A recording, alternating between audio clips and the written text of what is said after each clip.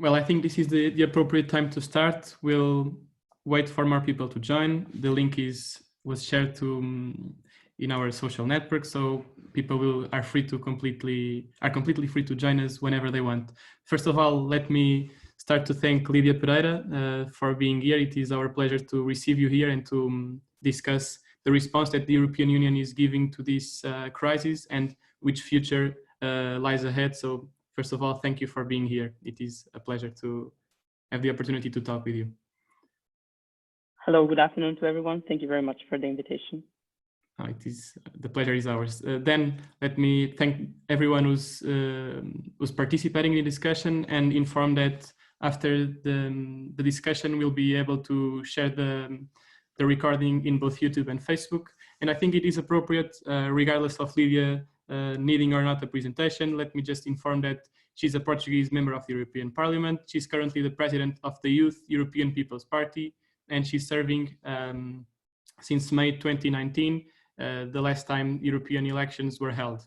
She acts as her parliamentary group's deputy coordinator in the Committee on Economic and Monetary Affairs, and the environment and the fight against corruption have been some of her most active intervention topics.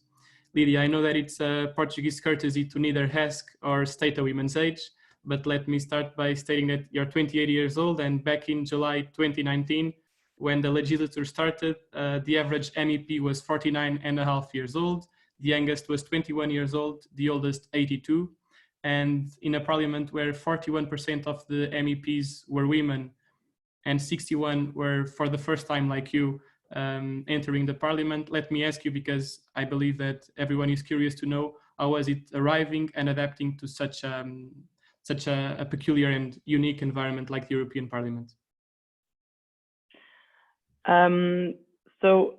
It's been quite of a journey. It is indeed sometimes very strange to notice that people in general are usually not familiar with younger faces in these institutions or in government in general. So, but I must say that I have been treated with fairness to all my colleagues, because I can share with everyone. I already said this in a couple of interviews. I was a bit afraid after the moment for the campaign and the elections passed, and in that first moment that we actually realized, and okay, now it's true. Now I'm going to the parliament, and I was a bit afraid of the environment, of the atmosphere I would face, and I was particularly afraid of being treated with paternalism and condescends.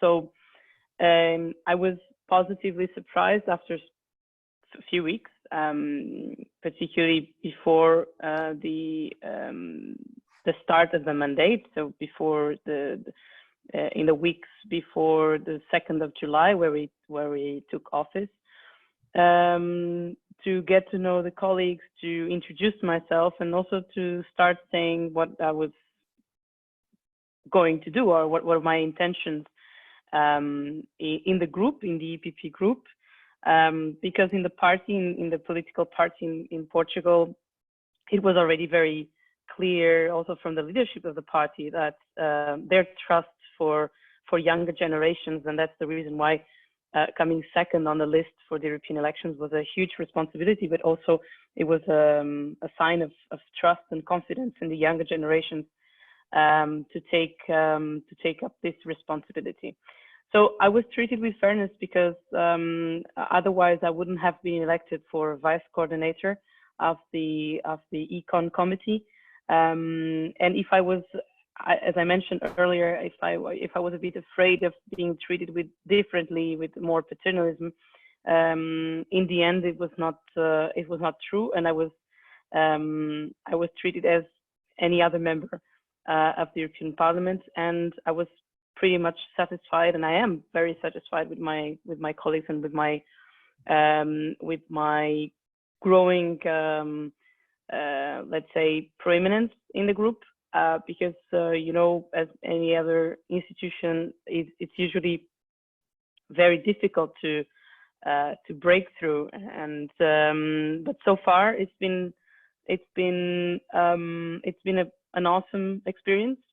It is a bit sad that at the moment, and due to the pandemic, and it's something that we will discuss in the coming hour, that our work is a little bit on hold. But the first months of the mandate, so until the beginning of this year, I successfully approved 2 reports, more related to tax evasion, which is also somehow connected to my background, to my professional background before I became MEP.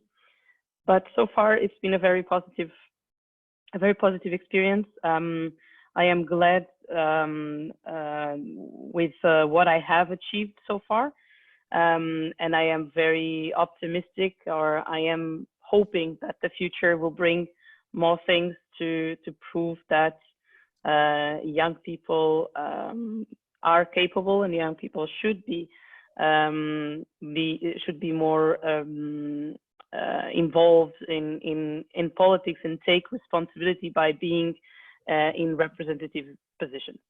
Okay, perfect. It's good to know that so far so good, and that your experience, regardless of your age, is being efficient and productive for you. Let me ask you, because and you mentioned that point, that the situation also changed your role, and at least the tasks that you've been doing, but it didn't stop you from taking an action. And you recently created a website called COVID-19 in partnership with a Portuguese member of the National Parliament in Portugal, Hugo Carvalho.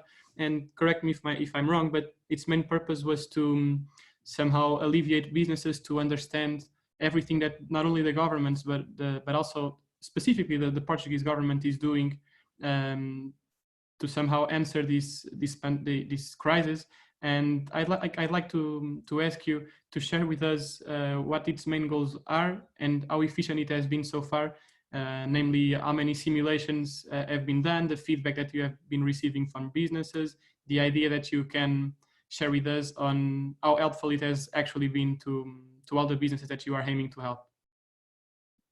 Well, infocovid19.pt was an idea that came from a discussion that I was having with Hugo about the measures that were being taken by the government to mitigate or to offset the economic crisis brought by the COVID-19. And also because during these last 2 months, a lot of legislation was produced and a lot of measures have been taken, but it's very difficult for, and especially for small and medium-sized enterprises, to understand what kind of measures and what kind of benefits they can take from the measures approved by and enforced by the government. So this idea was a way to explain in an easy way the complex legislation that in a few weeks was approved and was enforced. So we had in the first week and in the last 3 weeks, we've been having thousands of visits to the website, and hundreds of simulations have been asked, and we have a lot of emails also asking for additional advice from entrepreneurs, from business owners. One of the things that we've been noticing the most has been reported as the difficulty to access some of the measures by the government, particularly the layoff. It is not clear for businesses in general how they can access in the framework of layoff, and some of them also report that they have been having trouble in accessing due to administrative burden. So it has been a very interesting an interesting tool, because the feedback from everyone who has been using it, it's positive. The idea for the future is to also include in the output of the simulations also the European programs, European funds that companies will have to choose and to in order to have more means to respond to the economic crisis. So we are working on it, and we are now just waiting, and we are fine tuning, and we are updating with the information that has been approved and enforced in the last few weeks. But the feedback is very good, and it is something that perhaps should eventually develop for a tool that in the end explains in a very concrete way for businesses in general the complexity of the legislation that impacts different sectors of the economy. Okay, perfect. It's good to know that this is an idea that gained life during this crisis, but hopefully will continue to develop in the coming times when this is a little bit calmer. Do you believe that this let me put it this way, excess of bureaucracy still plays a relevant role into complicating businesses' lives? So, and this was one of the problems that this idea was aiming to tackle. Say it again. Sorry, I couldn't. If you still believe that, I mean, if bureaucracy is still somehow stopping businesses to evolve, and not only in normal times but also during crisis where many new laws are gaining life. This is the question, to be clear, is bureaucracy still plays a relevant role into complicating business lives? Well, bureaucracy as the deficit in public debt is a structural problem that our country faces on a daily and annual basis. The way to tackle the burden of bureaucracy has to go through a comprehensive reform.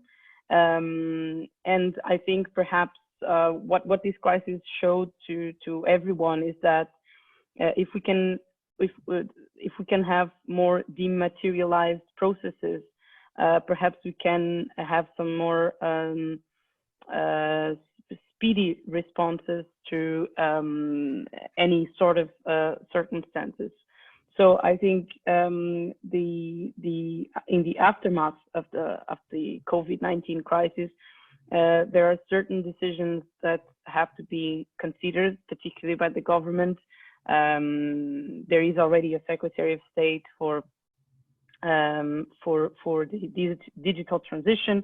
I think it's perhaps something to be taken as by means of a work group focusing on the review and a reform of laws, legislation in general that undermines or that brings difficulties for businesses and for entrepreneurs who wish to, start their own business. And sometimes it's not even just to start; it's also to close the business. It's very, very difficult. It's also something very cultural. We don't have the corporate culture as the US, for example, or even other countries in the EU. But that's something that indeed that this crisis showed and revealed. And also, if we want to, this crisis is going to have a huge impact in the economy. The projections and the economic forecasts all indicate in the same way. It's in the euro area, it can happen between 7, 12, and 12%. Already some organizations told about the possibility to have 15% of recession only this year. So the way to overcome this crisis, and this is a very American approach, is that in each crisis there's always an opportunity. So I think this crisis, and particularly for Portugal, it's an opportunity to change the model, to update the model, to review the legislation for businesses and for the society in general, to make it a bit more, lighter, so businesses can flourish in the first step, and then they can succeed. So I think this is something that the government will have to look into, and very seriously, because otherwise companies in general will have a lot of trouble to operate. And since we are expecting very low numbers and the shrink of the GDP for this year, we really we definitely need a strategy to boost the economy. And if we can have less bureaucracy and instead we have smart legislation, I think it's probably a recipe to take on in the coming years. Okay, perfect. Along these lines of the notion that every crisis not only brings the best and the worst of human nature, but also brings an opportunity, and going straight to the point, even within the European Union, we have different approaches, and we have been recognizing some of them. For example, whereas Sweden has applied minimalistic restrictions and reduced confinement, and it resulted in an increasing number of not only infected, but also deaf people, particularly among the Scandinavian region. We have the example of Czech Republic that started to made it mandatory to wear a mask from the early stages of this crisis. How do you see that these different approaches within the same European Union, and let me repeat this because this is, in my opinion, the main point, aims and represents the true idea underlined by the European Union, which is being united in diversity? Do you think that this is the kind of image that the European should be passing, and that's the question? I think it's very dangerous to make these assumptions, because the European Union does not have any competency or has very limited competencies when it comes to health. So this is a competence almost exclusively under the umbrella of responsibilities by each one of the member states. What is necessary, and I think this is a lesson learned not only for this crisis, but also from past recent crises like SARS in 2003, is that the European Union, even though having the health sector under the member states' responsibility, needs a coordinated approach to fight these kind of diseases, epidemic or pandemics.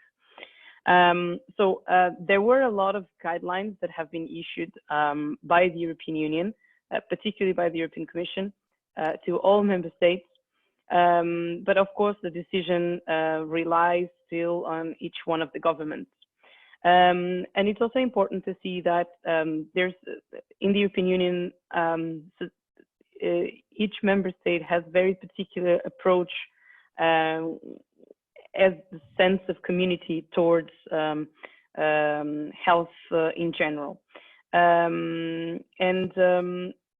I would say that the success of the majority of the countries that have still very low numbers on deaths and as well as cases, it's because they enacted in a very early strategy of either confinement, of the also using or making mandatory the use of masks in public, the use of gloves. And I think in the case of Czechia was one of the reasons why they have so little numbers of cases, of coronavirus cases, as well as deaths. So, for example, Czech Republic has been here a little bit misaligned with the other member states, but it seems it's been a successful strategy since the beginning. Together with Slovakia, they were the only European countries that made mandatory the use of masks. So, but at the time that this was enforced, there were not enough masks. And so the Czech Republic, or the citizens of the Czechs have mobilized in a national effort to make and to distribute homemade masks in an effort to combat the coronavirus. In the case of Sweden, it's important to see how the Swedish society is organized. The population, the way people perceive, the way people trust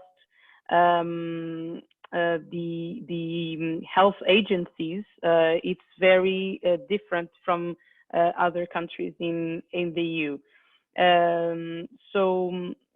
Let's say that the Swedish constitution establishes that the autonomy of the government agencies has more. The agencies have total autonomy from the political leadership, and so this also helps to understand that the responsibility here was a little bit more in the hands of the agency rather than in the political leadership, which also brings other discussions but for future reference, and also culturally. And I think this is an important factor. I'm not saying, I'm not deriving any sort of conclusion, religious or, but this is a fact, is that culturally Sweden is less emotional, and so also they are not a Catholic country.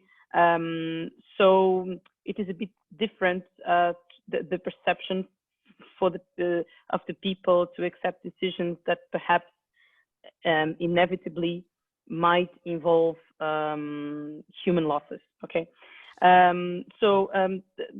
wanted to distinguish between what has been the competence of the European Union in the response, and the competences have been, but for example, through mechanism like from the civil protection mechanism, the rescue, which acquired a lot of material to all member states that have requested.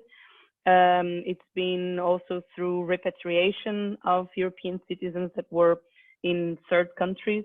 It's been by the establishment of green lanes to connect the single market and to make sure that there were no shortages of goods in general, of also medical equipment for hospitals, so that there was no disruption brought by the closure of borders.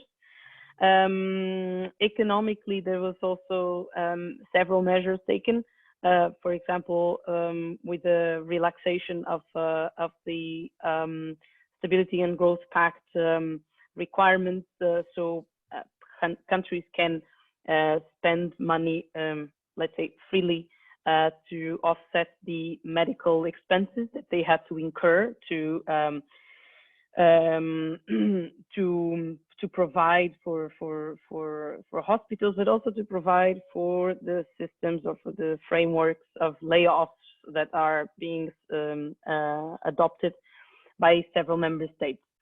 But I would say that there's been also something in discussion, and I think it's going to be even more important in the coming months, which is eventually the conversion of the ECDC, which is basically the European Center for Diseases, to be converted into an European health organization with competences that can eventually assure more coordination in the health response. Just a small example, and because I'm also I'm a member of the Econ Committee, but I'm a substitute in ENVI, and ENVI stands for Environment, Public Health, and Food Safety.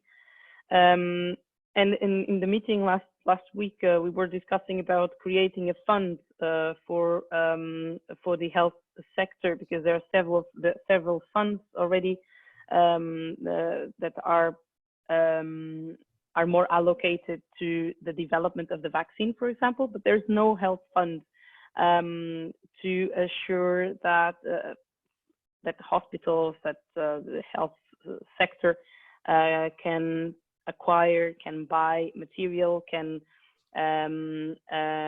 request services, etc. So this has been done through the REST-EU, which is a civil protection mechanism, which is or was built for natural catastrophes, but now it's being used in a different way.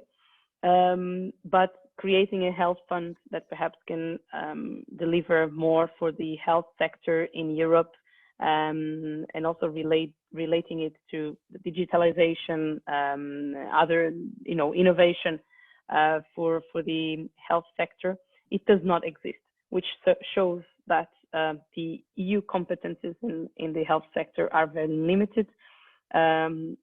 So it is something to discuss and potentially to correct and to fine tune in the coming months. But I would say that what the European Union could have done is doing, and I hope that in the future, and that's also my role as a member of the European Parliament, is to make sure that we have a functional European Union responding in times of crisis, but also in normal times. All right. You were mentioning that this probably brings us the opportunity to create an health fund, and as you also mentioned, the European Union has specific competences here. I think the correct term is supporting competences. Do you believe that this is also an opportunity for the European Union to go deeper into public health policies? And the concrete question is, do you think that a common public health policy is on the table?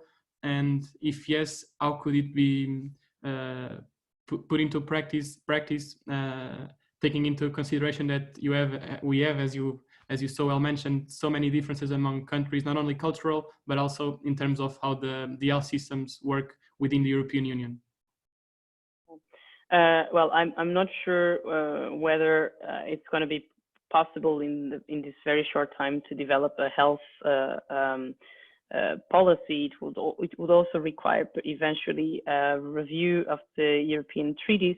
But what I do know is that it is very it is a priority, because the spread of this pandemic showed that we really need to be ready as a bloc, as a regional bloc, to fight these diseases that in a more integrated Europe impact so much the life of the European citizens, because what we have seen is that due to this crisis is that there are implications when it comes to the single market, to the functioning of the single market, to the four freedoms that constitute the single market and constitute the European Union.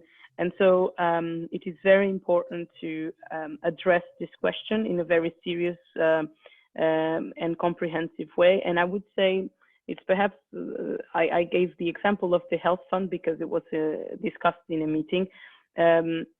But I think a good step or an important step would be already the conversion of the ECDC into the European Health Organization, to make sure that there are also there's the assurance of medical equipment, that there is, for example, a very simple thing that we don't have is an inventory or even inventories of the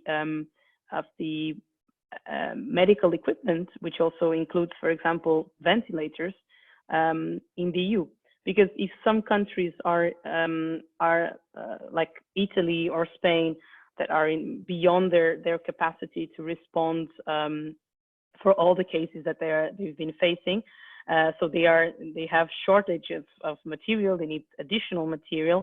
There are perhaps other countries, let's say, as I mentioned earlier, Czech Republic, that could perhaps lend equipment for the times of the peak of the disease epidemic or pandemic. But this inventory does not exist. But for this inventory to exist, we also need that to make sure that for per each country, per each member state, that those inventories exist. And for example, I remember that at the beginning of the COVID-19 in Portugal, there was no idea about the number of ventilators that the country had. So if at the national level there is no such information, how can we aim to have it at European level? But eventually it's something important to discuss. And when I say ventilators, I'm referring to other type of equipment that in a time of crisis might be a priority for all the countries that might need it. So I think the first step could be potentially this conversion of the ECDC into a European health organization, which would have competences to decide and to coordinate health policies to respond for a crisis. And we have already some health, let's say, health solidarity among member states. For example, some patients with COVID-19 that did not have a space in Italian hospitals were brought to Germany or were brought to France. Some in the border between France and Germany were brought to Germany because France was running out of capacity. So this already exists. I think we need to eventually scale up and to develop another approaches to make sure that the regional bloc is covered with options to use whenever a crisis breaks. Okay, let me just add that I'm taking note of the questions that the audience is putting, and as soon as I find it relevant to ask you, I'll make sure that everyone that's making questions, those questions are addressed to you. And you mentioned the importance of scaling up and grabbing this point of different scales requiring different answers. I believe that, and I mean, I'm sure that you are part of the delegation for relations with People's Republic of China. And I'd like to ask you, because I think it's not only important to understand how we as a union and how different countries within the same union are reacting, but also how other stakeholders are reacting to this crisis. And looking at China, I think it's a very curious and interesting example because there's been a lot of noise regarding how this virus came to life and its real nature, and it's not yet certain how it came to life. And my question is really clear, and is to ask you: do you think that China is dealing with the virus in a clear way, or do you think they are trying to smooth the situation to have, who knows, geopolitical gains in the future or in the present? Yeah, they're already having a lot of visibility because of the way they have been dealing with the COVID-19. Look, the Chinese regime, is ruled by the Communist Party, and it is an authoritarian regime. I really doubt in the terms of their free press. I am very suspicious, or I question the way China has dealt with the virus, because there was clearly a delay in the communication to the international organizations about this virus, and there was a delay at least 3 weeks, which would have made a difference in many countries that did not adopt the confinement measures, for example, because they were not aware of the seriousness of the gravity of the virus. American journalists were expelled from China at the very beginning of the COVID outbreak. So there is many reasons why we should question ourselves on whether or not China has been dealing correctly with the virus. My understanding is it's not very positive. There are other indicators. For example, Australia asked for an independent investigation on the origin of the virus, which China immediately refused to conduct. And this is serious because if we don't know what exactly brought the virus or spread the virus globally, in the end, this is a matter of trust between partners. And I'm calling partners because I think allies are a different thing. And I consider China to be a partner, not to be an ally.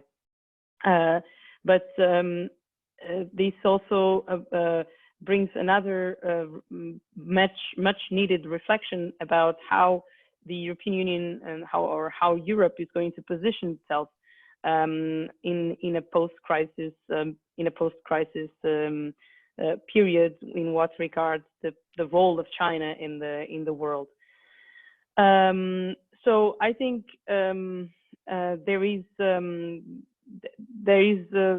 has been some opportunism from the Chinese regime towards its partners in the world, which is showing up as the saviors, as the superhero that is going to help countries in need. And I'm referring to the propaganda campaigns that were run in Italy, for example, trying to show off that China was present when the European Union was not, and this is not true. I mean, the European Union, particularly France and Germany, have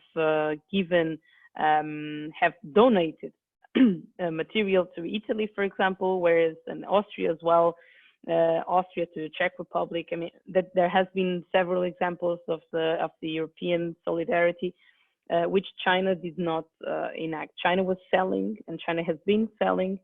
It is not donations. It is jumping up for a vacuum that was created by some sort of absence from the US in terms of trying to lead the response to interrupt you, COVID-19. Can I interrupt you? I already did, but to ask you a question that I think it's important, because when we talk about the European Union, there's always this idea of member states blaming the European Union for what goes wrong and taking all the credit for something that goes right. Do you think that this kind of spirit is only fostered by these actions that other countries, namely China, are taking? No, that's a disease in the European Union, which is when anything goes wrong, usually the tendency is to blame Brussels, and when everything goes well, it is a success of the national government. So here it is no different. But what I think it is not fair is to say or to advocate for the absence of the European Union when it is not the case. One thing I can agree, and also the President of the European Commission already mentioned it, the EU responded late to the crisis. But there's something that also has to be taken into the equation, which is China communicated late to the international organizations, particularly to the World Health Organization, about the gravity and about the seriousness of the virus that was spreading around the world. And there's another thing. There was the origin of the virus, which was the province of Hubei, Wuhan. Suddenly, this city was completely in lockdown, confined for China. But there were still flights being operated from Wuhan for the rest of the world. So there's many aspects of the Chinese response to COVID-19, which brings many questions that have to be answered. But one thing is for sure, like we cannot perceive, or it is very wrong for Europeans in general to have the feeling that was China who came and who helped us in fighting the COVID-19, when it is not true, because the European Union was the one providing and delivering in the time necessary. Because involved with this appearance of help from China is the way China has been doing business. For example, if you wanted, and this happened, this was something that was reported, Portugal needed ventilators they were buying, Portugal was buying it from China. Macau helped in the transferring process of the money. And if there was no money in real time, the ventilators would have gone with some sort of auction. The ventilators would have gone for Canada because there was Canada waving with money, and the first one to come and show the money is the one that usually takes preference for China. So this is not a serious help. It is a businessman doing business and taking the opportunity, taking advantage of the opportunity brought by the crisis and brought by the fact that everyone needs this material. So I think it is very important that in the coming months and years, the European Union defines what kind of role and what kind of relationship wants to have with China, what kind of relationship wants to develop or to strengthen with Africa, which is a strategic partner. It's just next door, and we will have also difficulties, or is already facing difficulties due to the COVID-19. So there's a lot of reflections that we have to make, but for sure, I'm very reluctant to see the altruism of China in this process.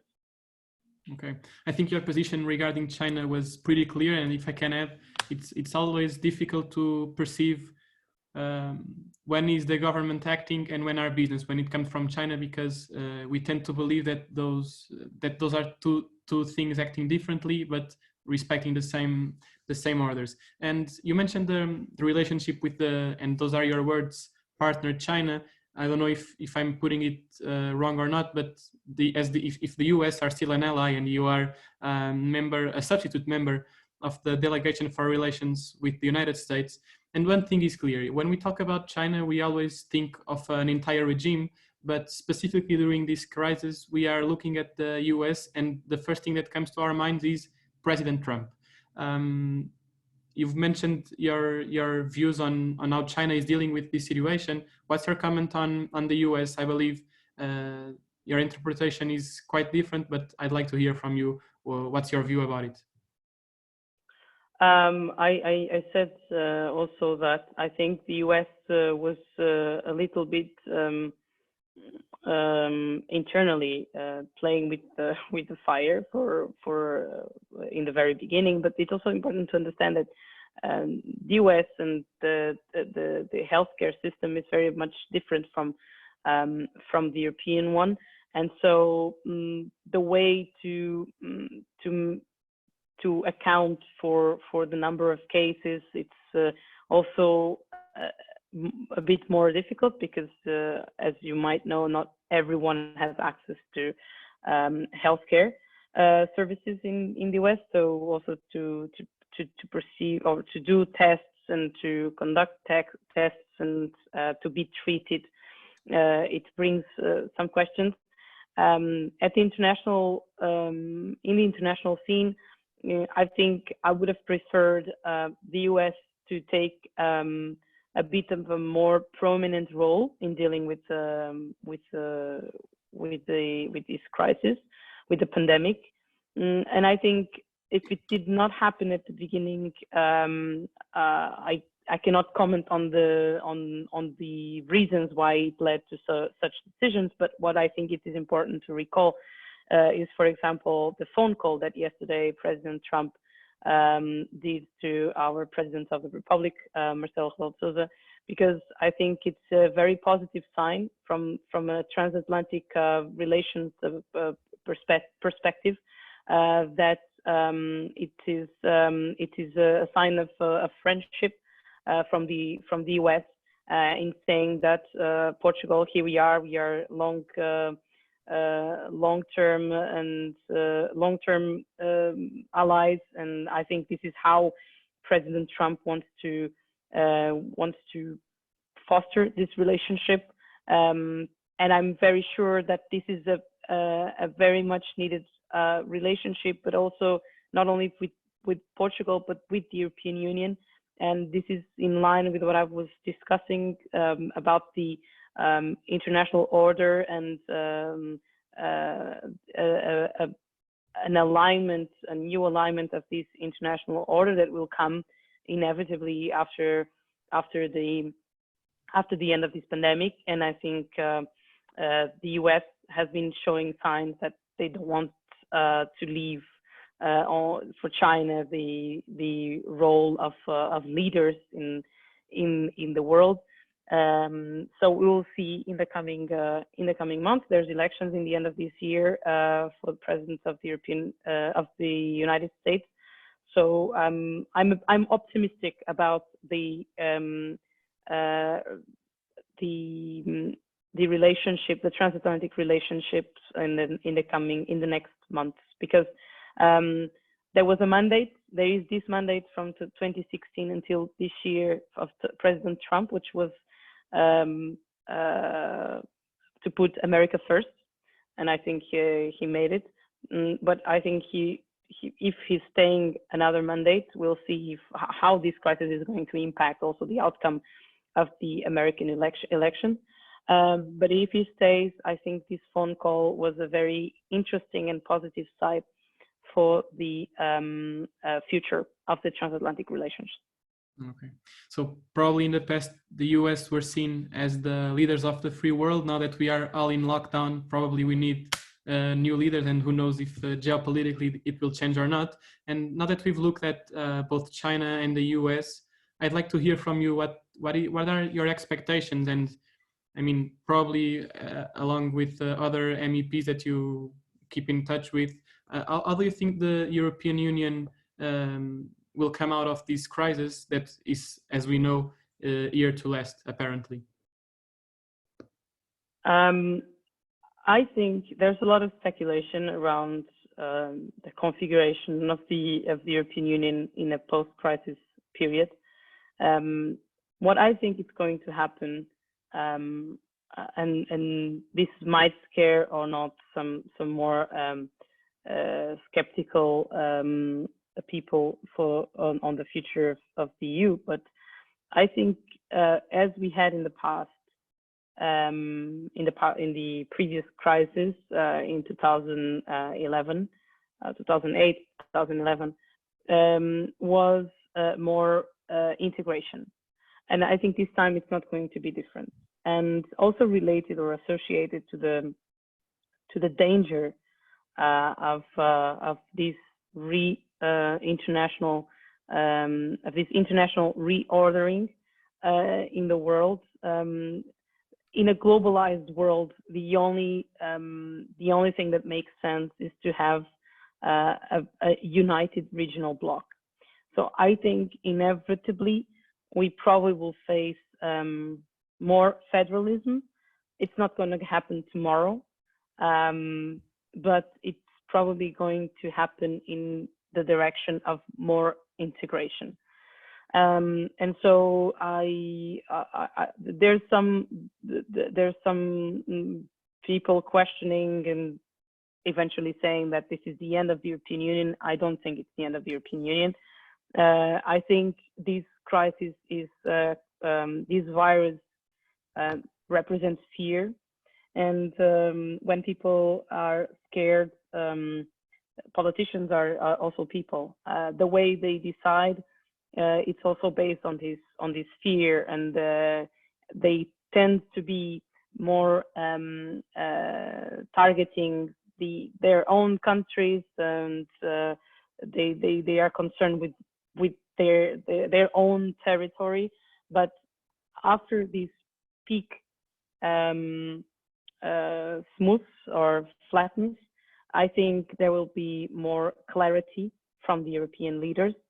And I think it is very, very necessary to discuss more federalism. And on this, I don't think more federalism means that we are going to lose our national identities. It's not that. It is in the framework and also in the institutional framework architecture of the European Union that we need to keep having the regional bloc united if we want to succeed in a world that is going to have eventually new leaders.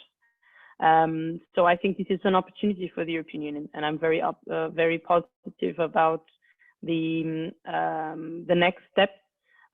We won't be. It is always impossible to please everyone, to please every member state, but I think we will find, as in the past and as always, a compromise that will be a solution.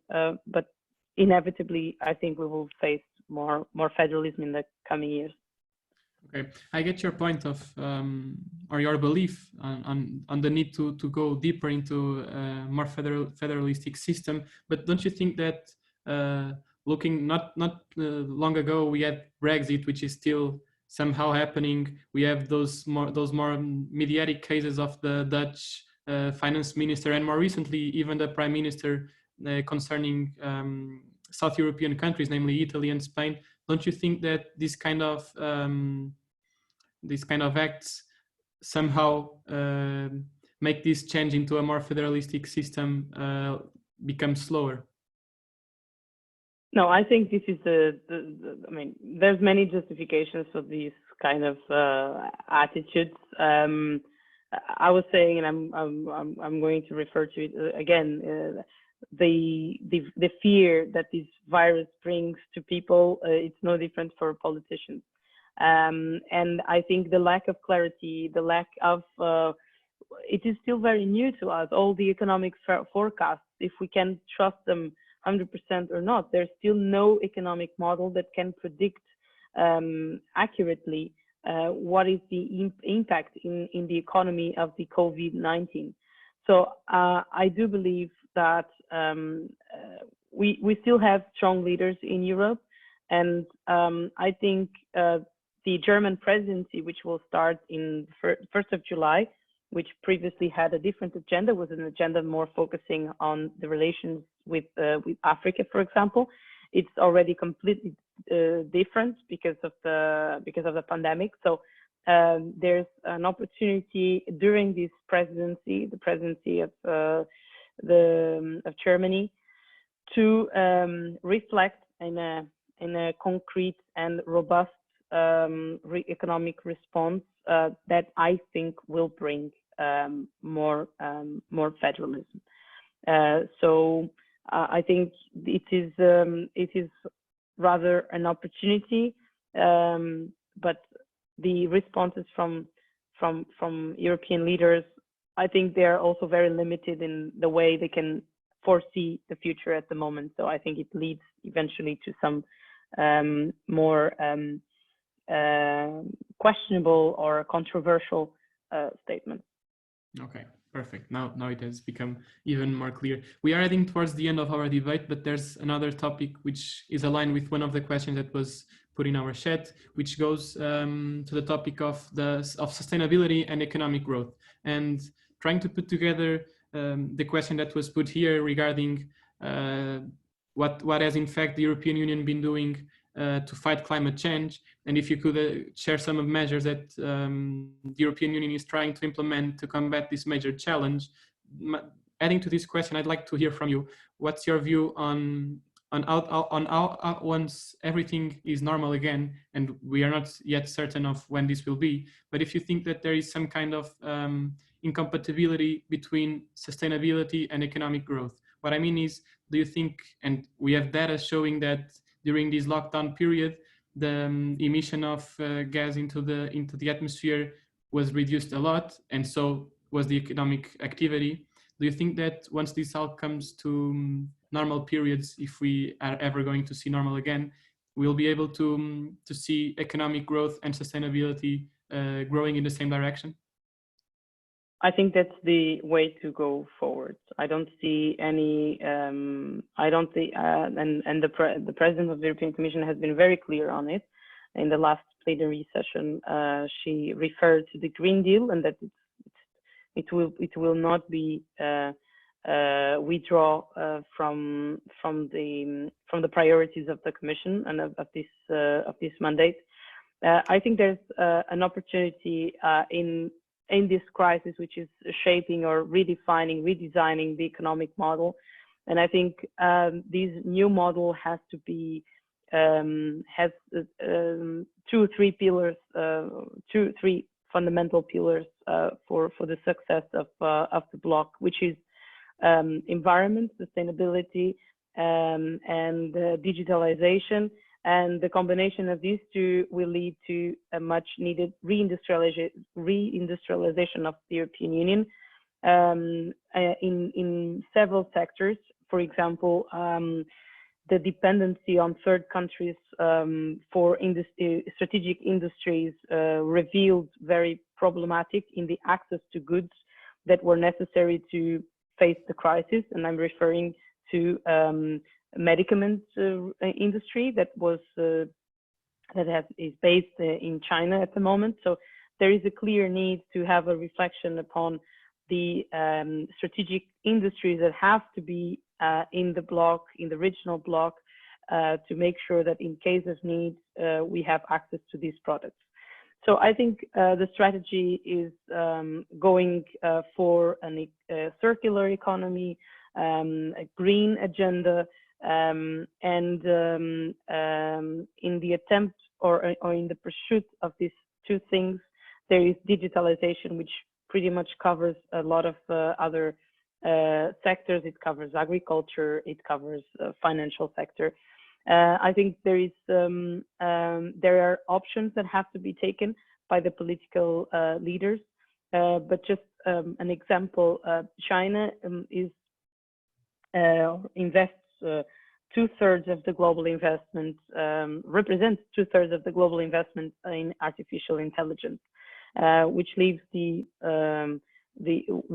left 1/3 for Europe, India, and the US, which means that we are lagging behind in this topic. So I very much think that the opportunity and the strategy to follow is based. It can be a successful combination between the green agenda, between circular economy, digitalization, and of course reindustrializing the European Union. And this is the way to move forward. We need also to discuss about how we are addressing taxation. For example, we have tax regimes that are not adapted to the 21st century. We also have to think about how we want to position ourselves when it comes to taxation. We also have to see how we can make sure that in the framework of sustainability, we ensure that the European social model is sustainable. So we have many variables, many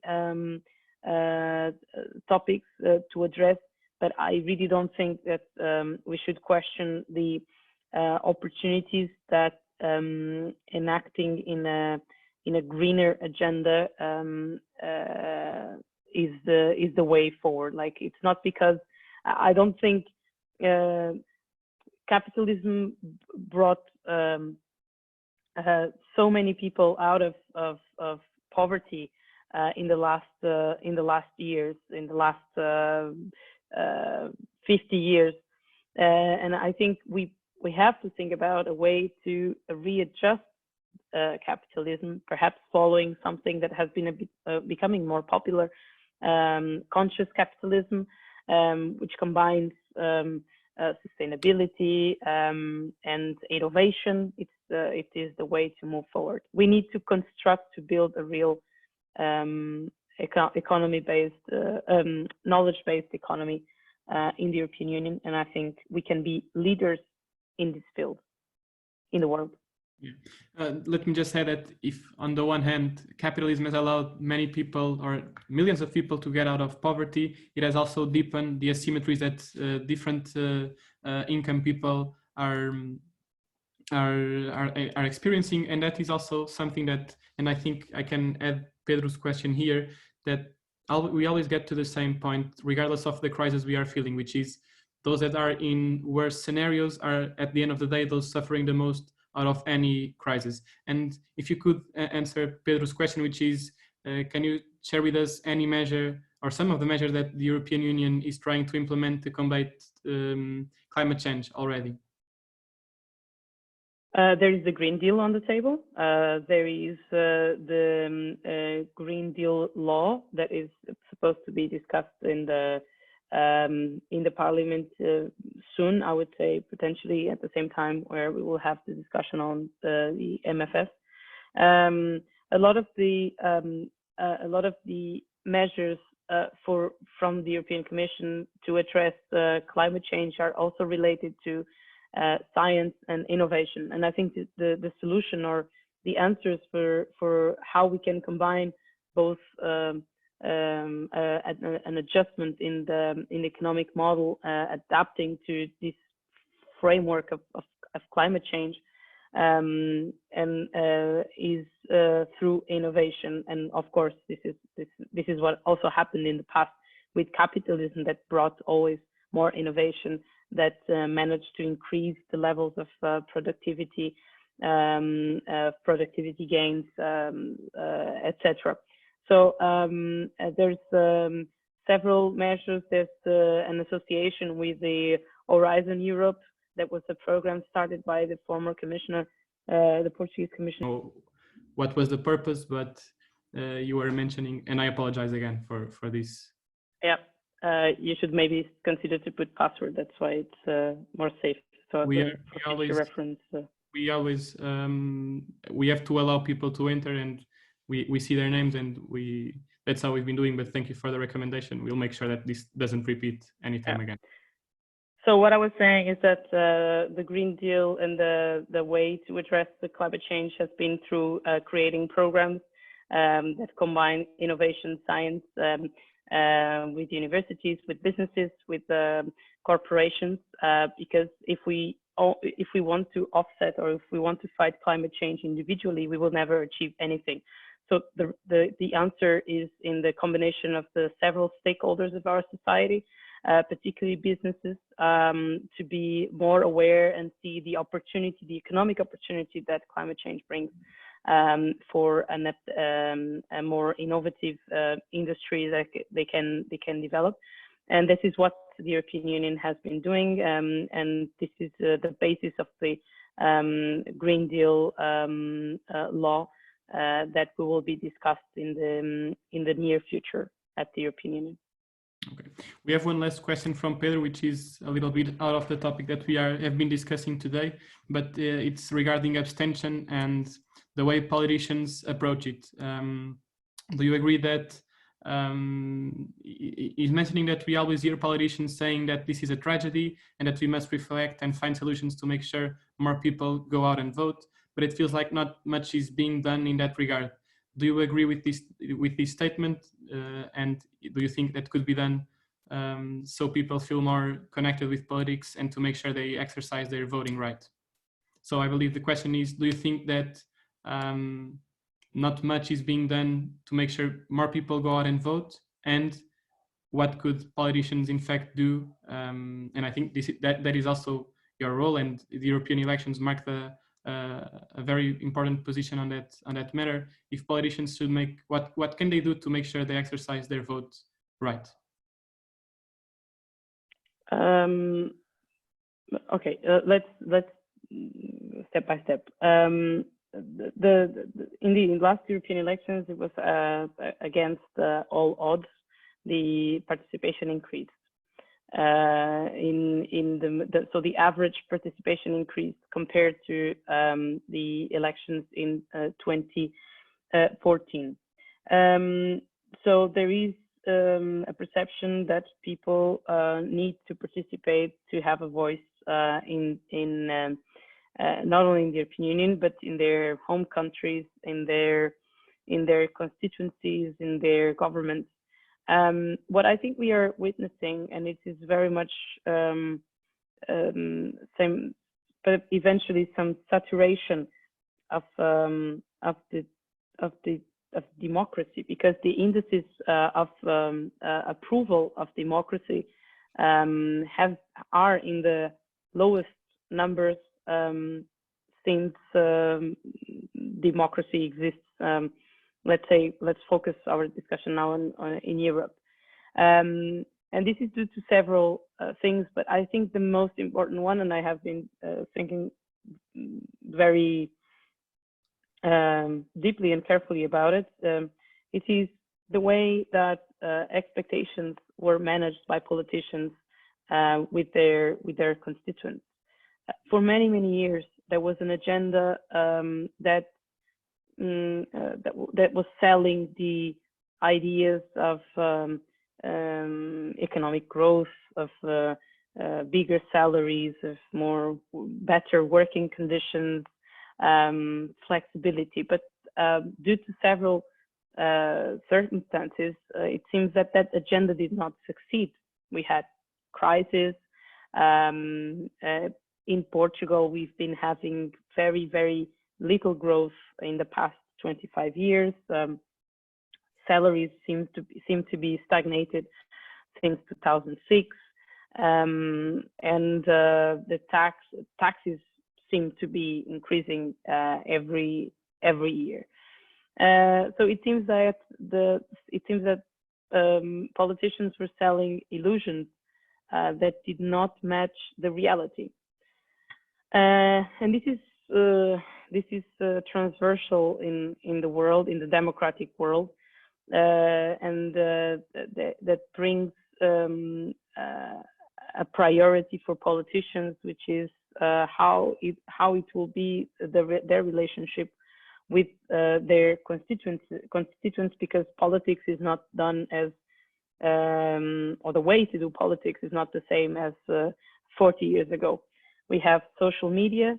We have politicians that have to be ready to answer questions from journalists. There's this sense of need to react to, and even from politicians, to create content for social media, for the Instagram, and I speak for myself. It's sometimes I question myself. Okay, should I just observe the world and take my conclusions, or should I also be part of the world and report what I'm seeing and taking a picture to post in Instagram? So there's many various dimensions of this new relationship between politicians and constituents and voters, and that is it is not yet clear how to address it. But I think in the basis of this relationship is, as always, the trust, and people have to trust that that politician is going to address him or hers, his or her concerns. And for many years, we've seen the opposite. So this is a moment to clarify how to take it from now on, because populism is still on the rise. Democracy is an imperfect system, but it's the best we know.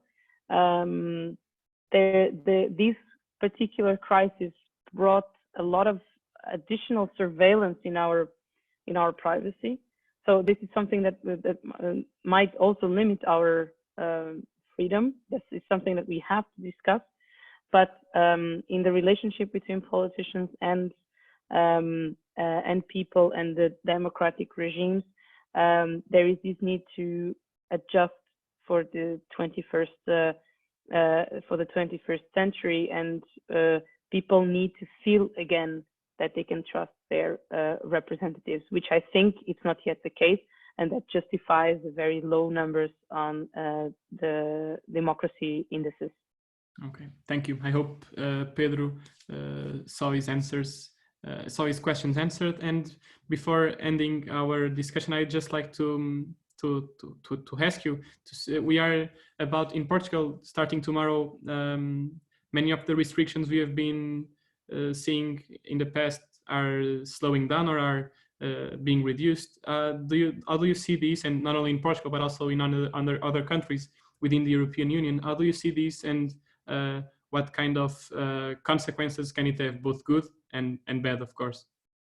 Of the deconfinement? Exactly. I think the country has to go to, or try to go back to business as usual, with all the safety measures that we can use, the use of masks, the use of gloves. People are scared of going out, but I think this is something that will eventually disappear in a month or so. But I think it is important because from an economic perspective, I'm very concerned with this situation in Portugal, and Portugal is a country very much dependent on tourism. I don't think the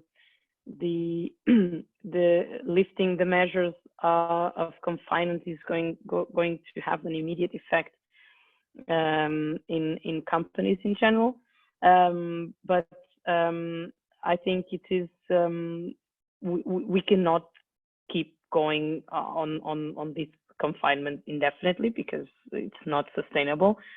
One thing I think it's important, and it is positive from these 2 months of containment, which is that companies saw that there are other possibilities to work. Teleworking, for example, it is something that Portugal was not so familiar in general terms. It is still a very conservative country when it comes to flexibility at work, teleworking, and so on. So there's this positive side of these months of confinement, which I think companies will consider for future reference, also as something to explore, which can have an impact on productivity by their employees. So there is, if we manage to follow the guidelines from the competent authorities on the safety measures that we can take, it is important that we are going back to normal and we follow them, because otherwise we couldn't take another month at home. And also, people psychologically, this is producing an effect that is very difficult to handle, because we were not educated to stay at home. We are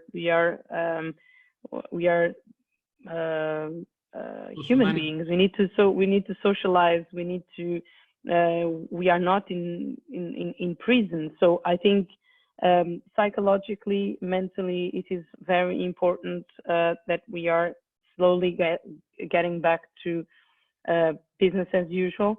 And from a health perspective, I think if we follow the guidelines, we will be able to be to keep not increasing the curve, because this is fundamental, and we start preventing a second outbreak, which is eventually going to happen later in this year. But I don't think we can afford 2 other months in confinement. So I think the society, people in general, have to, start adapting to these new ways of